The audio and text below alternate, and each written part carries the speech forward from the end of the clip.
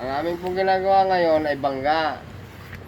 Ang gumawa po nito at inayos ay walang iba kundi si Dr. Wakwak.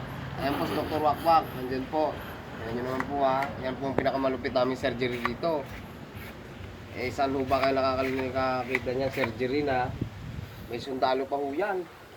May sideline niya lang ho itong paggagawa dito. Eh napakatindi niyan. Ngayon naman po, ako naman po yung makeup over. Ako naman po taga makeup. Ang trabaho ko po ay mag-makeup. Kung anong sinurgery niya, eh tatahiin niya. Ako naman lang mag-makeup. Katulad po niya, tinan niyo po, nakita niyo, lubog. Diba? Kaya kung sino man mo mga walang hiya na hindi nila kayang magawa dyan, dito na kayo sa expert. Tanging mga drubhasa lamang nakakalam nito. Hindi pwedeng gayahin. Hindi. Kaya kung kayong mga basher dyan at nakikita nyo, Oh, ay mag-bash na kayo. minima ito manahin nung mo. May pwede. Ayan, halika at masilyahan natin, ha? Hindi na.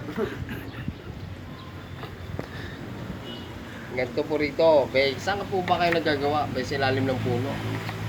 Tapos nagpipintura. Wala ang katibag-tibag. Alam mo pa yung mga oven-oven na yan. Bay, dito lang, kahit alika mo. Kasama na sa pintura yan. Kaya kayong mga basher dyan, sabihin yung oven-oven pa, bawal ang pintura, mahangin. May nagpipintura nga ako sa ilalim ng dagat. Bisang ka doon. Sabi mo rin do. Patayin mo lang sa